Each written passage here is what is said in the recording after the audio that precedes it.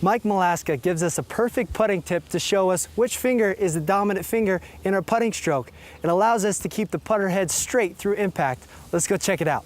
We're going to talk about putting grips, and there's a lot of information out there, but there's also a lot of confusion. So I'm going to show you something that's really helped me. In fact, I instinctively did it, and I was correct with it when I first started, and I putted really well with it.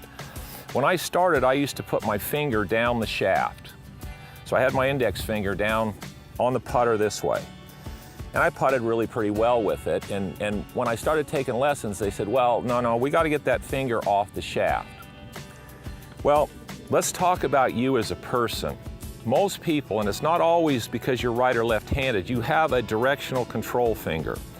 So you've been throwing balls or whatever. If you shoot a basketball, throw a ball, it tends to be, if you're right-handed, right, but it's not always.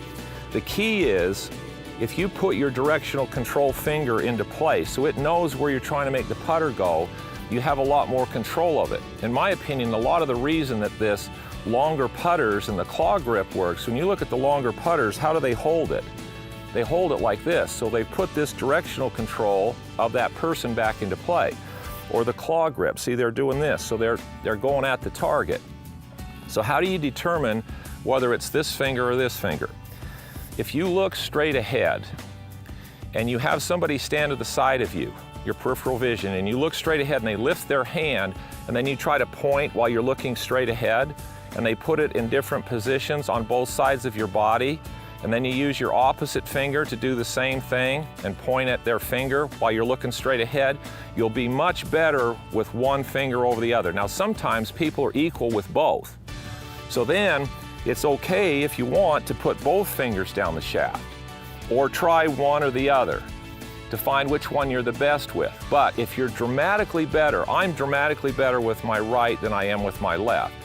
So when I put this finger into play, now when I'm looking at my target, all I'm trying to do is make this go to the target. So that becomes very easy for me. It was like throwing a dart, shooting a basketball, throwing a baseball, pulling back on a bow and arrow. See, this becomes my directional control. So for me, and for most of you, if you can establish that, don't take it out of play. Now I know golf says, well, this is going to make you flip and push. Yeah, I haven't really seen that with people, especially with me.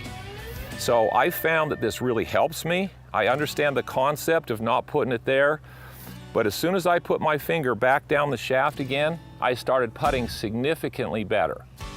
Again, some of you will be better with your left.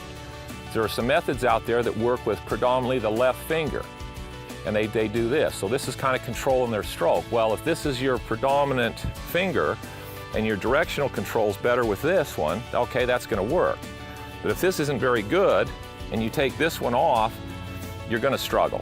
So next time you're out, just try that. Find out which one's your directional control, put it into play, and see what happens with your putting. If it helps you, stay with it.